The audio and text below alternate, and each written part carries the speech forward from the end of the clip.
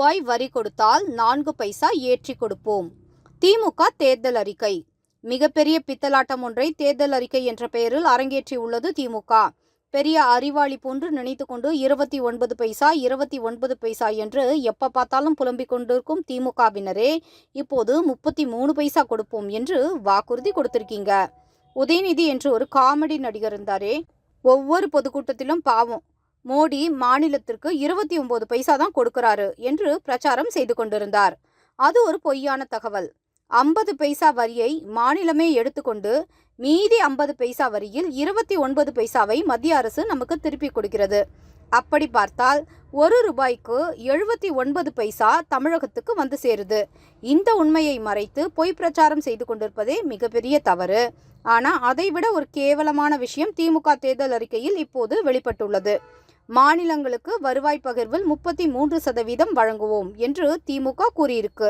ஏதோ பெர்சன்டேஜ் போட்டு பேசிட்டாங்க என்று குழம்பிவிட வேண்டாம். அதே பைசா கணக்கு தான். நாங்கள் மத்திய அரசில் இடம்பெற்றால் ₹1 நீங்கள் செலுத்தும் முறைக்கு 33 பைசா என்று நாங்கள் தருவோம் என்ற வாக்குறுதி தான் அது. அடேங்கப்பா, ரொம்ப பெரிய மனசு சார் உங்களுக்கு.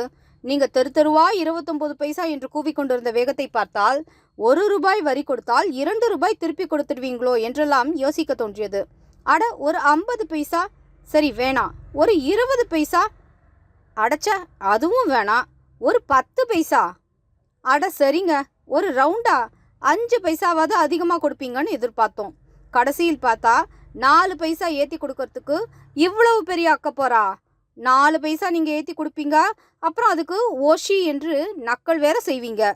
அப்புறம் நீங்கள் கொடுத்த 4 பைசாவை வைத்து நாங்கள் எங்கள் வீட்டு பெண்கள் எல்லாம் பவுடர் வாங்கி பளபளான்னு இருக்காங்கன்னு வேற கமெண்ட் பண்ணுவீங்க. எதுக்கு சார் இந்த வம்பெல்லாம்?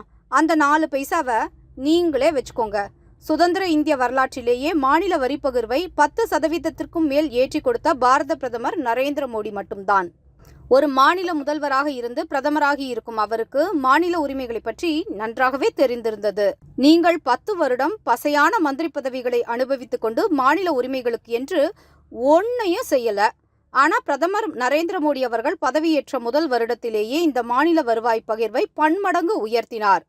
மாநிலங்களுக்கு எது தேவை என்று மோடிக்கு நன்றாக தெரியும். உங்க 4 பைசாவை நீங்களே வச்சுக்கோங்க.